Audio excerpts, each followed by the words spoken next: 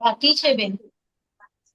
નમો હરિહંતાણમ નમો સીતાણમ નમો આયરિયાણમ નમો ઉવજાયાણમ નમો લોય સવસા એસો પંચન મોકારો serve પાવ પણાશરો મંગળાણં ચ સવ્યસે પદ્મં મોઈ મંગલમ નમો હરિહંતાણમ નમો સીતાણમ નમો આયરિયાણમ નમો વજાયાણમ નમો લોય serve સામ એસો પંચન મોકારો serve પાવ પણાશરો મંગળાણં ચ સવ્યસે પદ્મં મોઈ મંગલમ નમો હરિહંતાણમ નમો સીતાણમ નમો આયરિયાણમ નમો વજાયાણમ નમો લોય સવ સાહુણમ બેસો પંચણ મુકારો સવ પાવ પણાશરો મંગળાણં ચ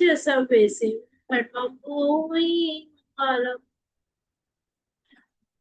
અધોલોક ઉદોલોક તીછલોકમાં રહેલા દરેક ત્રસ જીવ સ્થાવર જીવને સુખ મળે, સાતા મળે, સમાધિ મરણ મળે, જલ્દી જલ્દી બધા જીવો મોક્ષે જાય એવી પ્રાર્થના. શાતામાં છો બધા? દેવ ગુરુ પ્રસાદ. તમે સાતામાં છો બેન? દેવગુરુ પાછળ. ચલો આપણે નવ તત્વમાં છેલ્લું તત્વ મોક્ષ તત્વ જોઈ રહ્યા હતા અને એમાં આપણે 46મી ગાથા જોઈ રહ્યા હતા. આઈ થિંક 45 ગાથા પણ લેવાની આઈ થિંક બાકી જ છે. ગઈ ઇન્દ્રિયે કાયે જોએ વે કષાય નાણેય 45 બોલું છું. સંજમ દંસણ લેસા ભવ સમ્મે સન્ની આહારે. આ 14 માર્ગણાના નામ છે. આ 14 માર્ગણાને આપણે લાસ્ટ ટાઈમ જોવાની શરૂ કરી હતી. એમાં આપણે છઠ્ઠી માર્ગણા સુધી આવેલા અને એમાં 46મી જે ગાથા છે નર ગઈ પણિંદી તસ ભવ સન્ની અખાય ખય સંપત્તે. મુખો, હવે જો મુખો ક અધૂરો છે તો મુખો આહાર કેવલ દંસણ નાણેન શેષેષુ. હવે આ આખી ગાથા એમાં શું કહે છે કે તમે જે 14 માર્ગણા જોવાના છો તો 14 માર્ગણા ક્યાં છે? 14 માર્ગણા ક્યાં છે? 45 નંબરની ગાથા. હવે આ જે 45 છે એમાંથી 46 ગાથામાં શું કહે છે કે એમાં એ જે 14 માર્ગણા છે એમાં છે ને ટોટલ બધાના અલગ અલગ ભેદ છે. દાખલા તરીકે તમને ભેદ નું ટોટલ ગ્રીન કલર્સમાં આપ્યું છે કે 62 એના દીકરાઓ છે. એ 64 માર્ગણાના 62 દીકરા છે. એ 62 માંથી મોક્ષ ક્યાં છે? તો કહે છે કે આમ તો 4 ગતિ છે પણ મોક્ષ ક્યાં છે? મનુષ્ય ગતિમાં છે. પછી આમ તો એકેન્દ્રિય, બેન્દ્રિય, તેન્દ્રિય, ચોરિન્દ્રિય, પંચેન્દ્રિય છે પણ મોક્ષ ક્યાં છે? તો માત્ર પંચેન્દ્રિયમાં. પછી ત્રસ્કાયમાં જ મોક્ષ છે એટલે કે પૃથ્વી કાય, અપકાય, દેવકાય, વાવકાય એ બધામાં મોક્ષ નથી.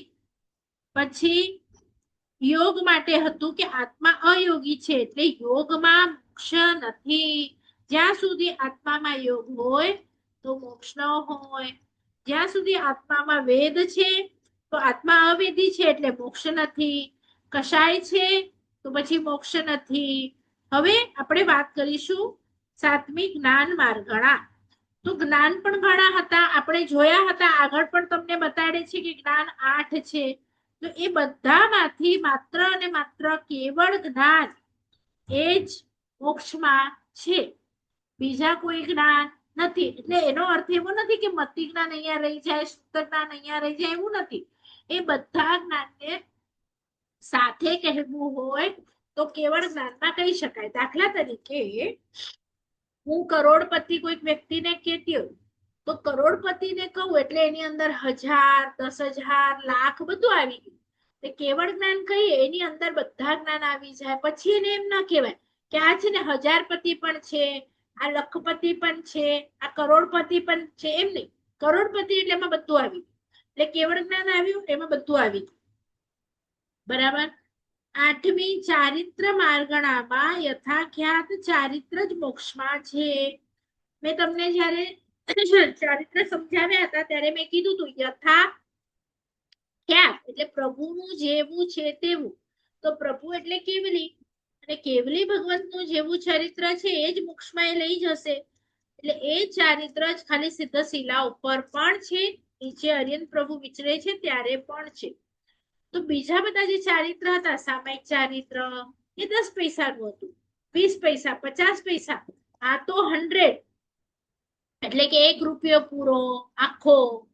તો મોક્ષમાં જે આત્મામાં ચારિત્ર છે, લાસ્ટ ટાઈમ તમારામાંથી કોઈએ કીધું હતું કે ચારિત્ર નથી, તો હવે તમારો જવાબ અહીંયા મળ્યો. જો આ ગાથા શીખો ને એટલે ખબર પડે કે અન્ય 6 ચારિત્ર મોક્ષમાં નથી, પણ યથાખ્યાત ચારિત્ર મોક્ષમાં છે. બરાબર? એટલે આ ચારિત્ર જ્યારે તમે આગળ ભણશો ત્યારે ખબર પડશે કે એમાં કેટલી ઊંચી ભૂમિકા હોય, કારણ કે આ ચારિત્રમાં રાગ અને દ્વેષ નથી. બીજા બધા ચારિત્રમાં થોડાક પ્રમાણમાં પણ રાગ અને દ્વેષ રહેલા છે. જ્યારે આ ચારિત્ર 13મા ગુણસ્થાનક ઉપર છે, તો 13મા ઉપર ગુણસ્થાનક ઉપર રાગ દ્વેષ નથી, 10મા ઉપર ગયા.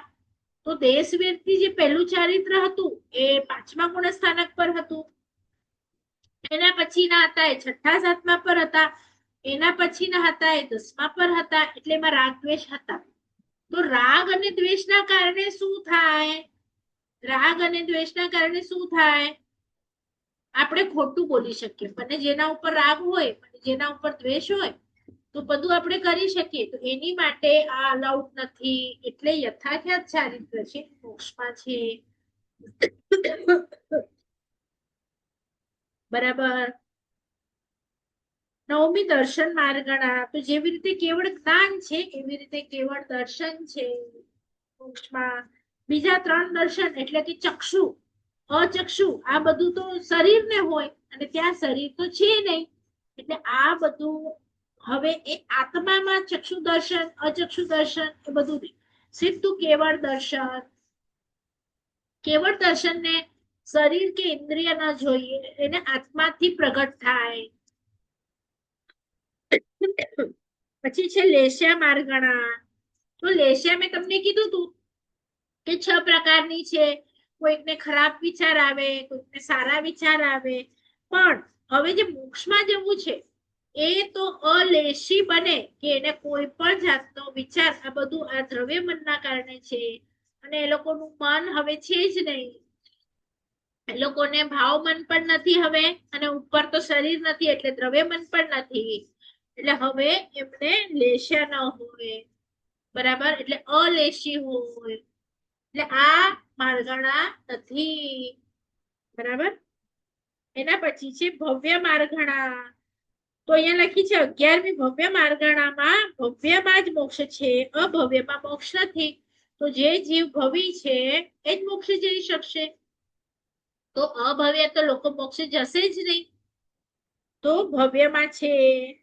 12મી છે સમ્યક્ત્વ માર્ગણા.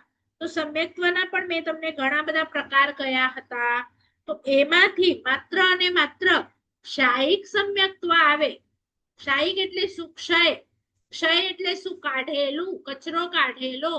મોહનીયનો બધો કચરો એ લોકો કાઢતા કાઢતા જે ઉપર જાય, 100% કચરો કાઢી દે, એવા શાયિક સમ્યક્ત્વી જીવ એ જ મોક્ષમાં જઈ શકે. જે ઉપશમ કરે, દબાવે કચરાને, મોહનીયને, એ મોક્ષમાં ન જઈ શકે.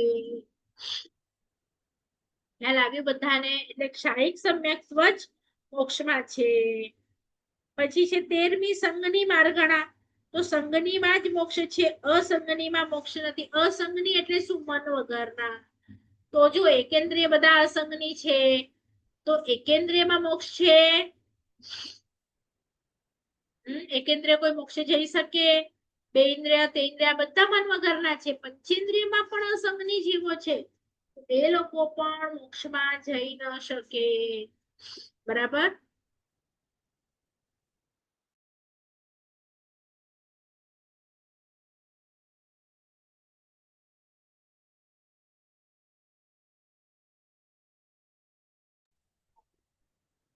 14મી છે આહાર માર્ગણા, અનાહારમાં જ મોક્ષ છે, બીજા આહાર માર્ગણામાં મોક્ષ નથી. આપણે બધા જો આહારી છીએ તો મોક્ષ છે નથી, પણ જ્યારે અનાહારી થઈએ એટલે કે હવે મને આહાર જોઈતું નથી એવી અનાહાર માર્ગણા, તો અહીંયા જુઓ શું લખ્યું છે, અનાહારમાં જ મોક્ષ છે.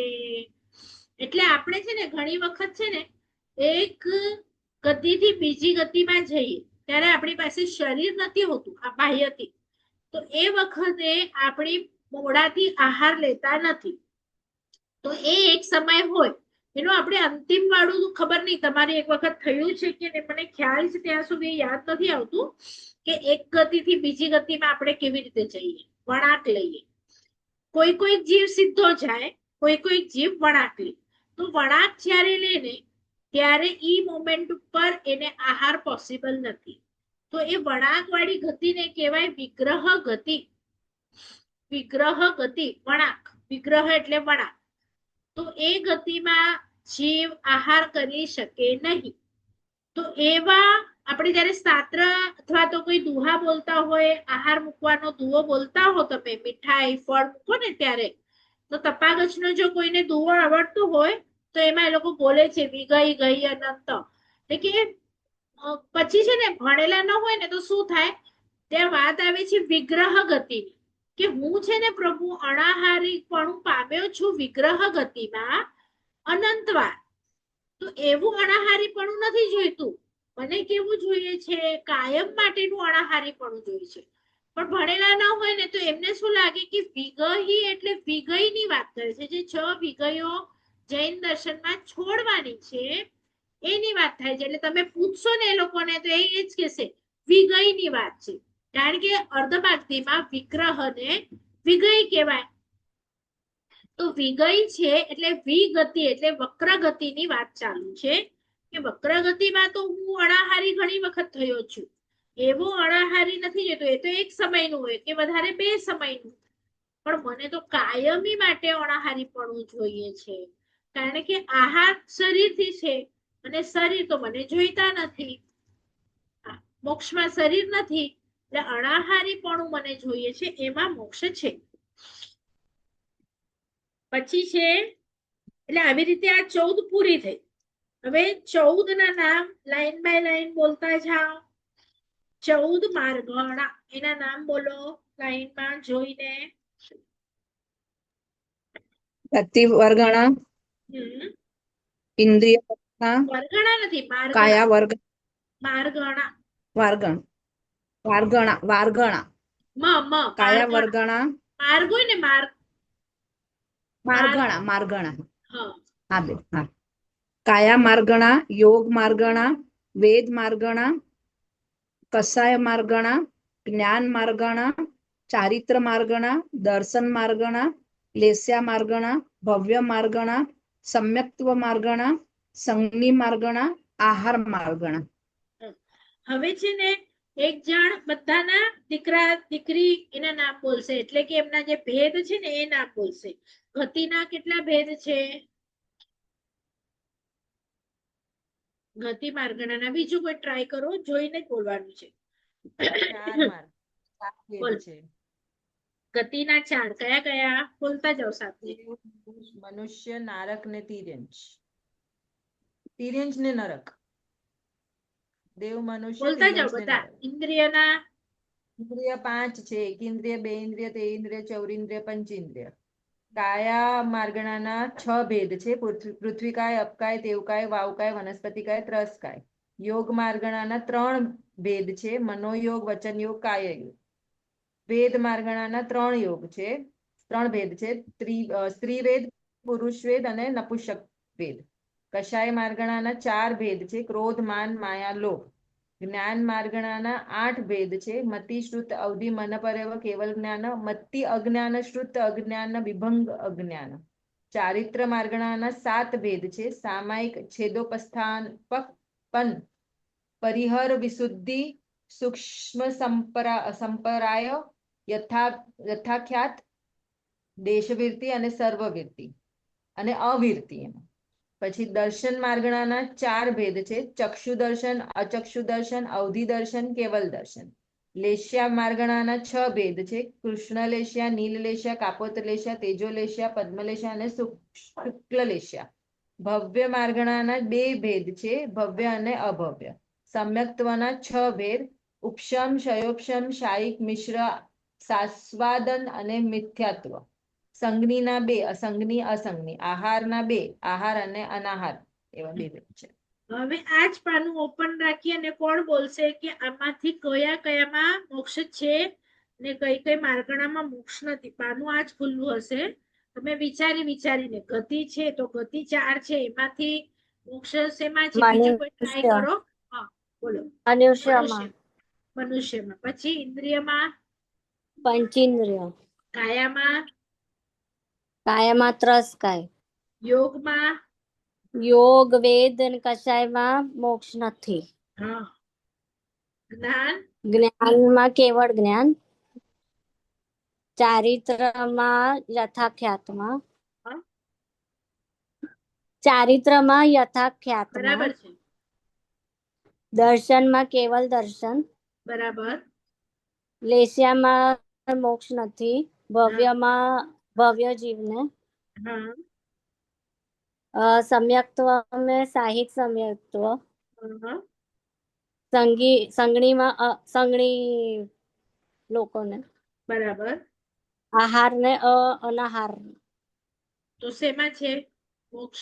અનાહાર. હા, તો ટોટલ કરો હવે તમારા હાથથી ગણીને કેટલામાં મોક્ષ છે? કેટલા થયા પાઠ મોક્ષ માટે કાઉન્ટિંગ? 9, 10 થયા. 10. એક વખત કરી લો ફરીથી. હા, 10 અનાહાર. બરાબર.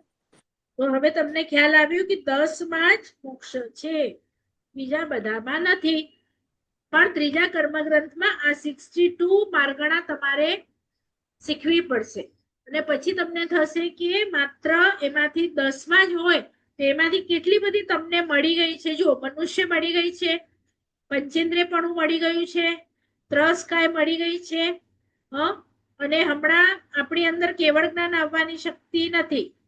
બરાબર. યથાખ્યાત હમણાં ખુલ્લું નથી, કેવળ દર્શન હમણાં ખુલ્લું નથી, પણ ભવી પણ છીએ આપણે. શાયિક હમણાં ના મળી શકે, પણ કોઈક તો સંગીત મળી શકે કે જે આગળ જતા શાયિકમાં કન્વર્ટ થઈ શકે. અને સંગની પણ છીએ ને અનાહારી પણ આ જો બધું થાય તો આપણને આરામથી મળે. એટલે આપણી પાસે 6 થી 7 એવી વસ્તુઓ છે કે જે મળી ગઈ છે અને 2 કે 3 નથી, એ આરાવસ નથી. તો આપણું ઉપાદાન એટલું બધું તૈયાર કરીએ કે નેક્સ્ટ ભાવમાં જ આપણનો મોક્ષ થઈ જાય. નેક્સ્ટ ભાવમાં તમને સંજ્ઞાન સારું મળી શકે છે, મહાવિદ્ય ક્ષેત્ર મળી શકે છે, અને ત્યાં આ બધું મળી અને આજે 2 કે 3 ખૂટે છે એ ત્યાંથી પોસિબલ થઈ. અને હું કહું છું કે વિધિન 10 years સમજો કે કોઈનું આયુષ્ય હમણાં આ 7-8 આ 1-2 વર્ષમાં પૂરું થાય અને ત્યાંના આપણે 8 વર્ષ ગણીએ, 8 વર્ષ મોટા થઈએ, કેવળ જ્ઞાન 8 પછી છે, તો એ 10 years વિધિન 10 yearsમાં આપણામાંથી કોઈ સિદ્ધ શિલામાં બેઠો હોઈ શકે. એટલે આપણે પોઝિટિવ વસ્તુ રાખવાની છે આપણી સાથે. હવે અનુપમા દેવીએ 800 વર્ષ પહેલા રાખી અને એ પહોંચી પણ ગયા હજી 800 વર્ષ પહેલા, કારણ કે ત્યારે અહીંયા મોક્ષ નહીં હતું. બરાબર. એટલે એક હોય ઉપાદાન કારણ અને એક હોય નિમિત્ત કારણ. આ વસ્તુ બધાને ખબર છે? ઉપાદાન નિમિત્ત કે લઉં થોડું થઈ ગયું છે આપણું એક વખત અહીંયા?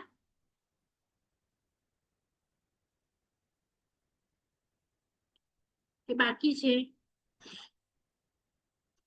તમને બધાને ખ્યાલ છે ઉપાદાન અને નિમિત્ત? બેન બોલો, થોડુંક બોલો. લો એમાં. બીજા કોઈને ખબર હોય તો પેલા બોલું, પછી હું લઉં છું માઇક અનમ્યુટ કરીને. નથી સાંભળ્યા છે શબ્દ ઉપાદાન અને નિમિત્ત? તો જો આપણા આત્મામાં શક્તિ છે મોક્ષમાં જવાની, તો આપણા આત્માને આપણે એવો તૈયાર કરવાનો છે કે એ લાયક બને મોક્ષમાં જવા માટે. તો આપણી અંદર ઉપાદાન છે, બરાબર, પણ એને કોઈક એવું નિમિત્ત જોઈશે કે એ ઉપાદાન પ્રગટાવે. બરાબર, જેવી રીતે કે કોબીમાં તાકાત છે કોબીનું શાક બનવાની, પણ કોઈક એને જોઈશે કે એને સમારી અને એનું શાક બનાવે. માટીમાં લાયકાત છે ઘડો બનવાની, પણ કુંભાર ના આવે તો ત્યાં સુધી વનમાં માટી તો એમ જ પડી હોય, તો એની અંદર લાયકાત તો છે ઘડો બનાવવાની, પણ કુંભાર જોઈશે, એ માટી લેશે, ટીપશે અને ઘડો બનાવશે. પણ એ રેતીને એવી મહેનત કરે તો રેતી પાછળ રેતીને એની સાથે ભીંજાવે, લોટ બાંધે, તો રેતીનો ઘડો જોયો છે કોઈએ? બની શકે રેતીનો ઘડો? મારું નેટવર્ક ના ગયું બેન. કે પ્રોબ્લેમ છે મારા નેટવર્કમાં?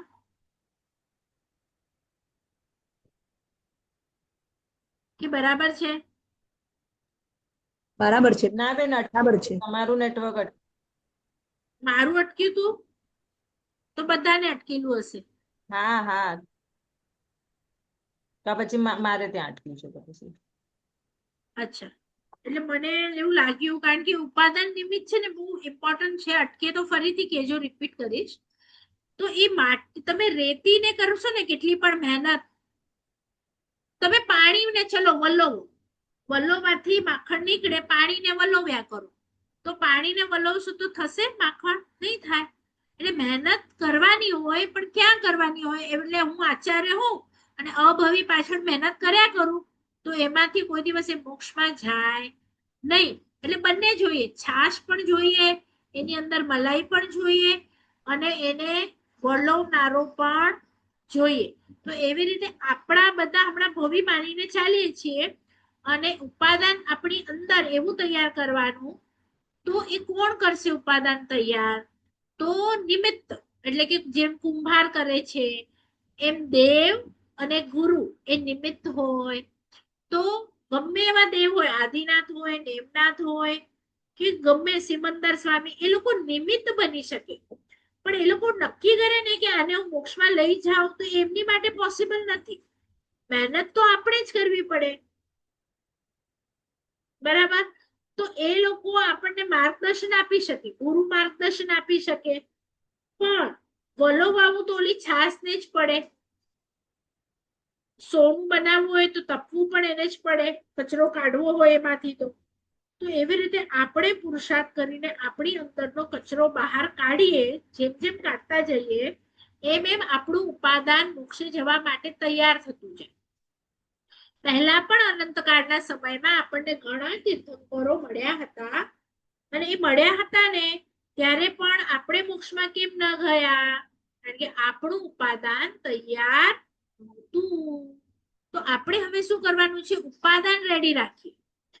તો નાના એવા મુનિ ભગવાન પણ મળશે ને તો પણ આપણે મોક્ષમાં વયા જશું. આપણને જરૂર, આપણે શું કરીએ છીએ કે જે નિમિત્તો છે ને એને પકડી લઈએ છીએ, પણ એ લોકો નિમિત્તો છે, એનાથી પકડવાથી કઈ મોક્ષ નહીં થઈ જાય.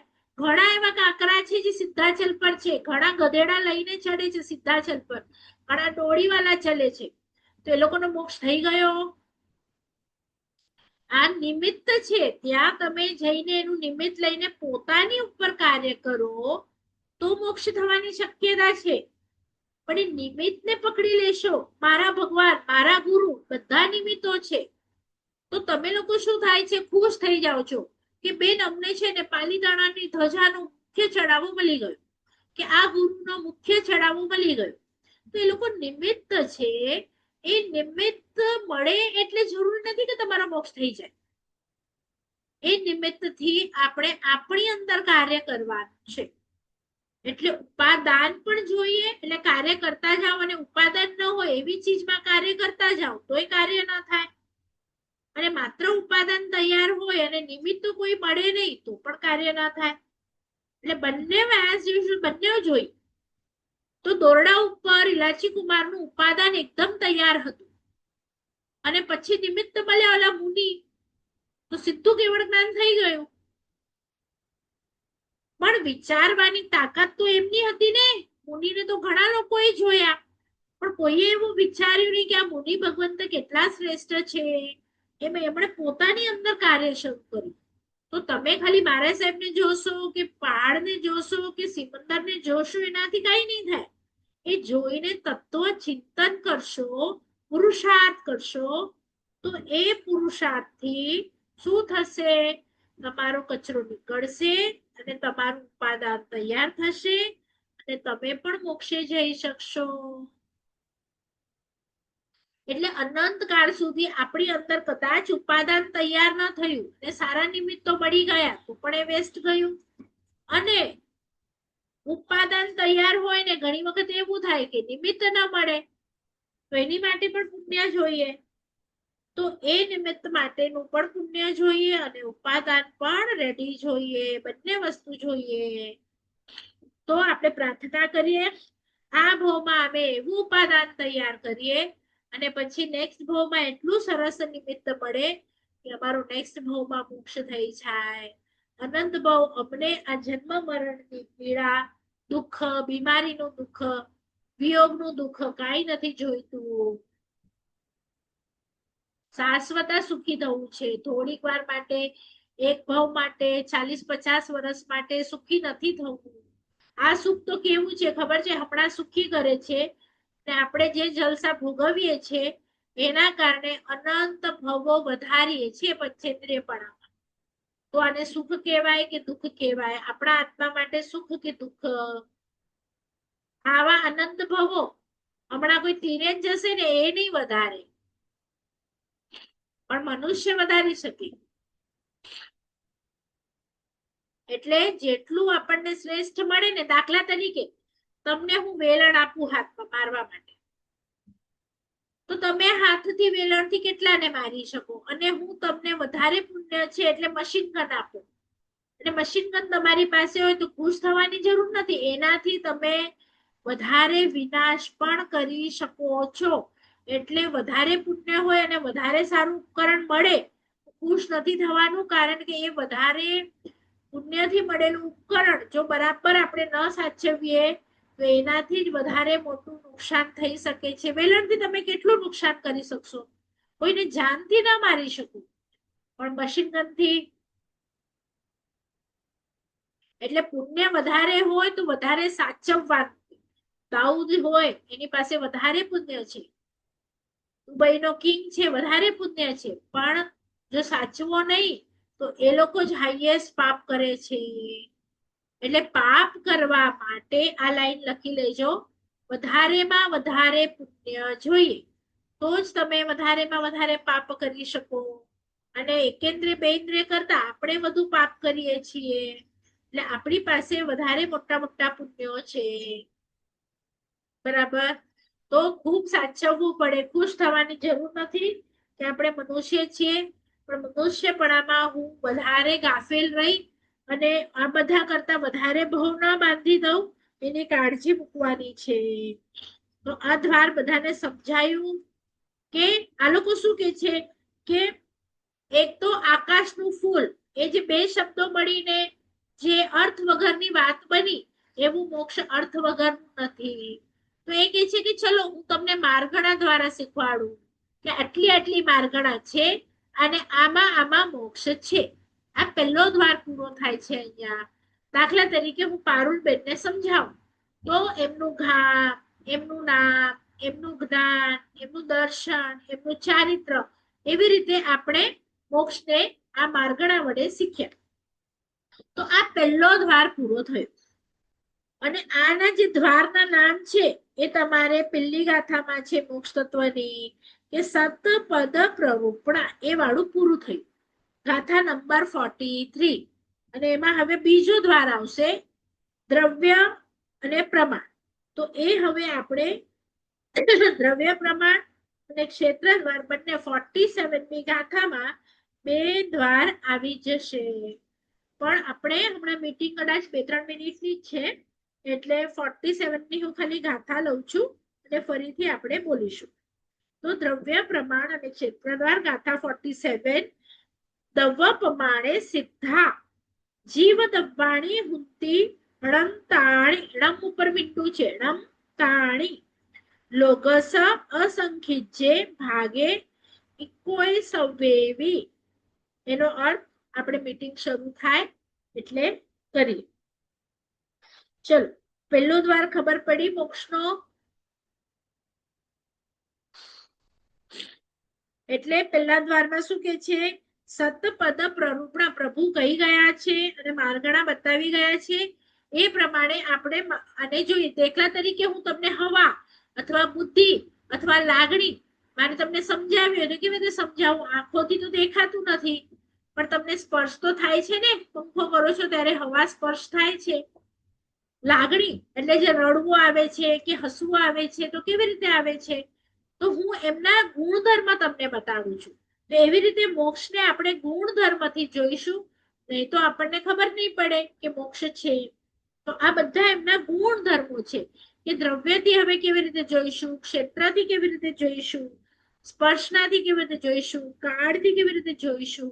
અલગ અલગ, કારણ કે દેખાતી નથી એવી વસ્તુ છે એટલા માટે. બરાબર? તો બીજા દ્વાર મીટિંગ પછી કરી. ચલો, અહીંયા સુધી કોઈને પૂછવું છે? અને પેલી ગાથા કોણે પાકી કરી છે? પેલી કોઈએ નથી કરી?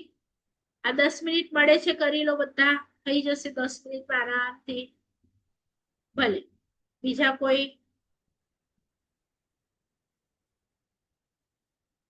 કોઈએ નથી કરી? બોલાવું એક વખત. લાસ્ટ ટાઈમ બોલી હતી ને મેં. જીવા જીવા પૂનમ પાવા સવ. પાવા અને આ જે ડ છે બોલવાનું નથી. પાવા સવ સંવારોય નિઝરણા બંધો મુખો યતઃ તવ તત્તા હુંતી નાયવા. બરાબર? જીવા જીવા જ બોલવાનું છે, ઓલાનું અવગ્રહનું કઈ બોલવાનું નથી. અને વા છે એટલે સમજવાનું કે વા શબ્દ ન હોય, જીવ અને અજીવ, તો અનું જીવા થયું છે. વા છે ત્યાં અ છે, અજીવ. બરાબર? હજી કોઈને ન સમજાય તો પૂછી લો. પાપ છે તો પાપ પછી આ સવ, તો આનું પાવા થયું છે. આ હોય ને અવગ્રહ એ અનું છે ને પાવા એટલે બે ઓલા છે, એટલે આ સવ છે. ચલો, મીટિંગ પૂરી થાય છે. એકાદ જણ તો 10 મિનિટમાં કોઈકનો ક્ષમ હોય તો કરી લો અને મળીએ બીજા દ્વારમાં.